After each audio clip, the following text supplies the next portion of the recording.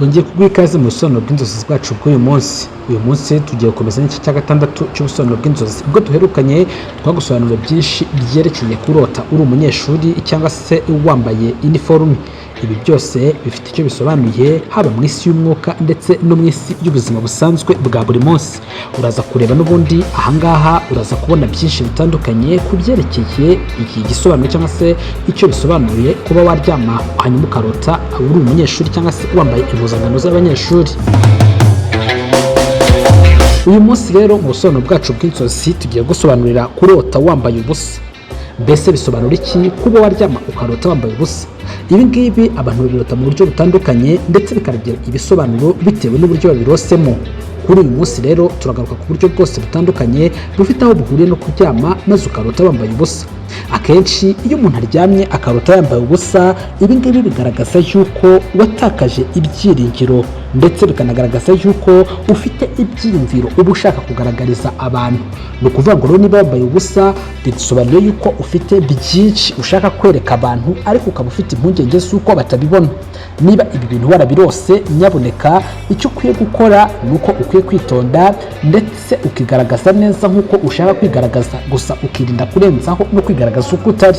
Hari abandi baryama maze bakarota abona abantu azi ari bo bambaye ubusa. Ni ukuvuga yuko abo bantu hari ibintu byinshi cyane baguhisha ku byerekeye ubuzima bwabo bwite. Iki gihe rero icyo usabwa ni uko usabwa kwitonda ndetse no kwigengesera mu kusanzwe kubana n'aba bantu, kubera yuko uko inzozi warose zigusobanurira zigaragaza yuko hari ibintu byinshi cyane bari kuguhisha kandi ukwiriye kuba wamenya. Hari abandi baryama rero hanyuma ukarota umukunzi wawe noneho ari we wambaye ubusa. Iki gihe rero nubona umukunzi wawe yambaye ubusa ariko wowe ugakomeza wambaye, hano uzahita usobanukirwa yuko umukunzi wawe yagerageje ibishoboka byose ngo akwiyereka uko ari, nubwo bigaragara yuko ukomeje kugenda umwihisha. Niba ibi ngibi ubirose bisobanuye yuko uru rukundo urimo wowe ntabwo urimo neza ahubwo ururimo igice. Aha rero urasabwa kuza kwitanga no kwirekura byemewe kugira ngo umukunzi wawe nawe arusheho kukumenya. Mu gihe cy'amasengesho cyangwa se mu gihe urose abantu musengana noneho bambaye ubusa nyamara wowe ugakomeza wambaye imyenda, bishatse kuvuga yuko gahunda zose mufitanye wowe utari kumwe nabo, ahubwo bafite ukuntu bigaragaje uko bari bakiyerekana bose ariko wowe ugakomeza kwifata.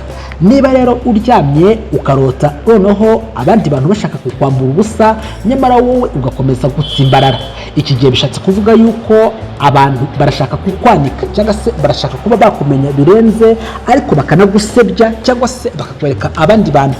Nurota izi nzozi, ikintu cya mbere uzakora ni uko uzatangira kugenzura inshuti zawe ndetse no kwitondera byinshi uvugana nazo, kubera yuko gahunda bazaba bafite ni ukugira ngo bakwanike cyangwa se bakwambure ubusa ku gasozi.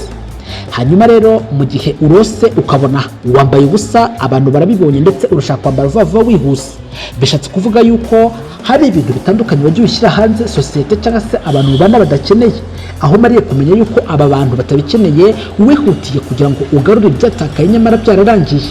Ibi niba ubibonye mu nzozi ugakanguka bitarakubaho, nyaboneka kanguka usenge usaba Imana iguha imbaraga zo kwirinda ndetse no kwigaragaza uko uri kuruta uko wajya kwereka abantu batakeneye kumenya uko umeze.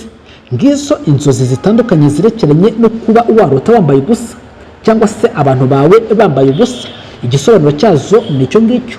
Izindi nzozi twagiye tubazwa n'abakunzi bacu batandukanye batubajije icyo bisobanuye kuba waryama hanyuma ukarota abantu bakwirukankana cyangwa se bari kuguhiga. Niba uryamye maze ukarota abantu bari kuguhiga cyangwa se bari kukwataka, icyakora aba bakwataka ukabona ntabwo bahunze ahubwo uhagaze ngo muhangane, iki gihe bizakwereka yuko hari abantu bari kukugenza cyangwa se bagashaka kuba bakwataka, ariko nubwo bashaka kuba bakwataka uriyizeye ndetse wiyumvamo nk'umuntu ufite imbaraga n'ubushobozi buhambaye bwo kuba wahangana nabo.